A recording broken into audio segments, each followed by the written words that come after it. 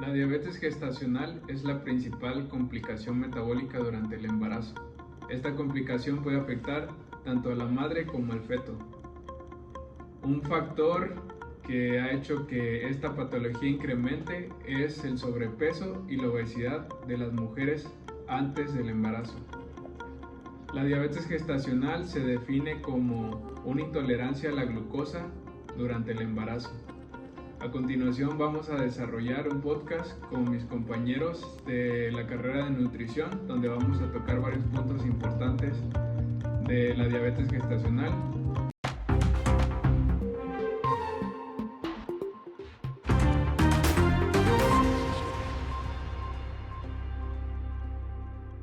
Mi compañera Andrea nos va a mencionar los factores y riesgos según la Asociación Americana de Diabetes. Bueno, algunos de los factores es que presenta sobrepeso con un IMC mayor a 25, obesidad con un IMC mayor a 30. También depende de la edad, que sea mayor a 30 años. También depende de los cambios metabólicos en hidratos de carbono. ¿Cuál sería el IMC óptimo para la madre? Pues el IMC normal debe de ser de 18.4 a 24.9. ¿Existe un impacto genético para desarrollar diabetes gestacional? Sí, ya que si la mujer desarrolla diabetes tipo 2, puede presentar pues la diabetes gestacional. A continuación tenemos una invitada especial que es la doctora Araceli García Lara, la cual nos va a hablar sobre el diagnóstico y otras dudas que tenemos desde el punto de vista médico. En base a su experiencia laboral, ¿qué tan frecuente es la diabetes gestacional?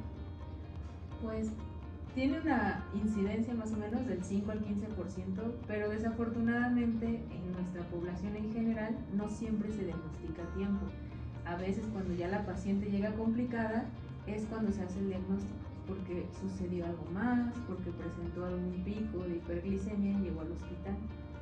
Lo que debería de hacerse es un buen tamizaje, un buen diagnóstico antes de llegar a las complicaciones, pero más o menos esa es la incidencia en general, de un 5 a un 15. O sea, las mujeres embarazadas pueden tener una diabetes preexistente antes de la gestación. Exactamente, ese no tendría como tal el nombre de diabetes pregestacional, eso no tendría como tal el nombre de diabetes gestacional, sino es una diabetes que ya está previa y que debería de controlarse y llevar un buen control nutricional para evitar que tenga complicaciones durante su embarazo. Sí existe previamente, pero podemos manejarlo antes de que se complique. ¿Qué era el nutriólogo en esta patología? Muchísima, y yo lo que haría es mandárselos desde antes, no desde que la paciente esté en el segundo trimestre, sino desde el primero, y si se puede desde que esté pensando en embarazarse, para que ustedes le puedan dar una buena asesoría de lo que debe comer, cómo hacer estos controles. Hoy en día venden algunos glucómetros donde pueden estar tomando en el brazo, se coloca un monitor para poder estar valorando si hay picos de glicemia, si no hay picos, y que puedan tener más información para que ustedes la puedan ayudar a la paciente, pero desde antes, de preferencia desde antes. ¿Se puede revertir con alimentación? Pues no es tanto que se revierta, pero sí que se controle, que lleve un buen control para que no tenga consecuencias en el feto. Y si se trata con alimentación, ¿puede tener alguna complicación después del embarazo? Que se complicara porque tuviera algunos picos de glicemia, o porque sería la complicación. Pues al tratarla con alimentación, si los picos de glucosa continúan, podría haber un desarrollo, por ejemplo, de diabetes tipo 2 a largo plazo, o para el bebé después del nacimiento. Realmente no habría complicación si se lleva un buen control, si la paciente tiene controles adecuados, que más o menos cuánto sería, que la paciente tenga una glicemia en ayuno de 95 miligramos por decilitro, es decir, que cada que se pique no sobrepase los 95, y postprandial o después de la comida que tenga cifras menores de 140 miligramos por decilitro. Eso llevaría un buen control y no tendría por qué tener consecuencias.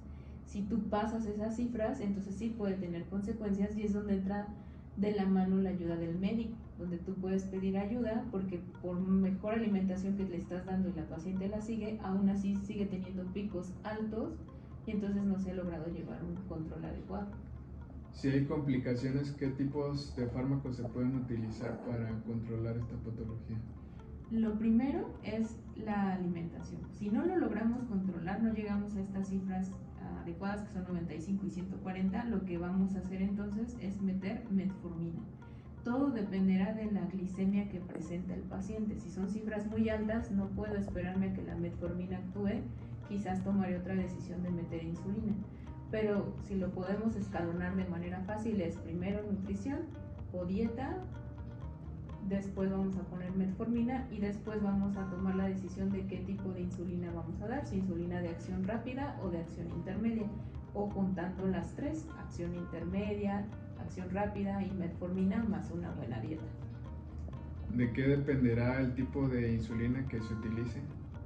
El tipo de insulina va a depender de las cifras que tenga el paciente y del control. El paciente acude con el médico, se le empieza insulina y dependiendo del control o de la glicemia que tiene, vamos haciendo modificaciones en el tipo de insulina. Agregamos primero a lo mejor intermedia y metemos metformina o hacemos mezclas, pero depende del paciente. De eso dependerá la decisión que se tome. Muchas gracias, doctora, por responder a nuestras preguntas. Vamos a continuar con las complicaciones en la diabetes gestacional. Mi compañero Eduardo nos va a platicar sobre las complicaciones en la madre. Una de las complicaciones de la madre es la hidramnios, que es cuando hay un aumento del líquido amniótico, que es el que protege al bebé durante el embarazo. Esto se sospecha por una presión osmótica que provoca diuresis. ¿Nos puedes compartir qué es la diuresis? Es cuando hay una pérdida significativa de líquidos y electrolitos en la madre. Las complicaciones son los trastornos hipertensivos, que estos son causados por la misma diabetes. Otras complicaciones es la anemia, que la anemia produce vómito por los mismos cambios hormonales. Bueno, ahora ¿qué otras complicaciones se encuentran en el feto? Algunas de las complicaciones es la microsomia, que es el aumento de peso después del parto. Son más o menos 4 kilos de más. Esta misma complicación puede hacer que la madre cause por cesárea. En el siguiente punto tenemos a la prevención. Nuestra compañera Dariana nos va a compartir información sobre los nutrientes y sobre la actividad física. Sabemos que para la prevención es importante tener una buena alimentación, evitar el sedentarismo y promover la actividad física. ¿Qué nos puedes decir respecto a los nutrientes en la diabetes gestacional? Como mencionó mi compañero, hay 3 nutrientes importantes. Una de ellas es la vitamina D, que nos ayuda a prevenir los niveles de glucemia y lo podemos encontrar en los champiñones, en la yema de huevo y en el aceite de hígado de pescado. También está el mioinositol, que nos ayuda a prevenir los niveles de insulina y se encuentra en cereales, leguminosas y carne, y la suplementación de probióticos, que hace que disminuyan los niveles inflamatorios. Y respecto al ejercicio, ¿qué nos puedes decir? ¿Cuánto tiempo es recomendable realizarlo y qué tipo de ejercicio? Se recomienda realizar pilates y caminatas durante 30 minutos y puede ser antes o durante el embarazo, y así se ayuda a prevenir entre un 30 y 74% la diabetes gestacional. A continuación, mi compañero Oscar nos va a platicar sobre el tratamiento nutricional.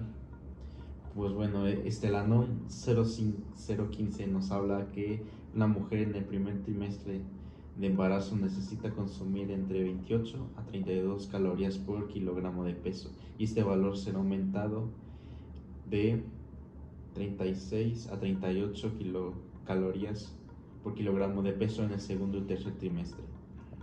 También se recomienda consumir carbohidratos, un aproximado de 175 gramos al día, pero estos tienen que ser de bajo índice glucémico. ¿Qué tipo de carbohidratos son de bajo índice glucémico? Pues bueno, en este grupo encontramos los alimentos integrales, la avena y las hojas. Vemos que muchas familias mexicanas consumen pan blanco y bollería. ¿Este tipo de alimentos se consideran también de bajo índice glicémico?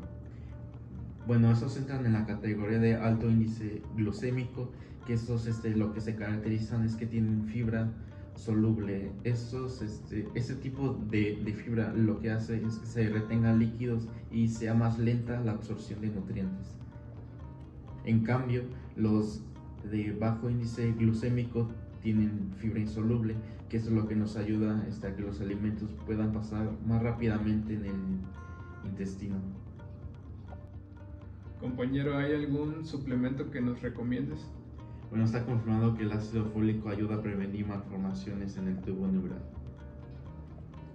¿Qué dosis sería la recomendada para consumir ácido fólico? Bueno, es entre 4 o 5 miligramos por día, pero esta cantidad siempre va a depender de las indicaciones del nutriólogo. Muchas gracias, compañero. A continuación, mi compañero Diego Valencia nos va a hablar sobre la interacción de la metformina con la placenta. ¿Qué nos puedes comentar sobre este tema? Bueno, como le había explicado antes la doctora, se va a suministrar la metformina con insulina. Entonces, cabe recalcar que esta no va a alcanzar a pasar la membrana de la placenta. Eso significa que no va a haber un daño como tal al bebé. Ahora, en cuestión de recomendación de fármaco nutrimento, tenemos que tener bien en claro el conteo de carbohidratos. Tenemos que recalcar bien que hay que ir a un centro especializado, al nutriólogo, al especialista correspondiente, el cual les va a dar las pautas e indicaciones de cómo se siga.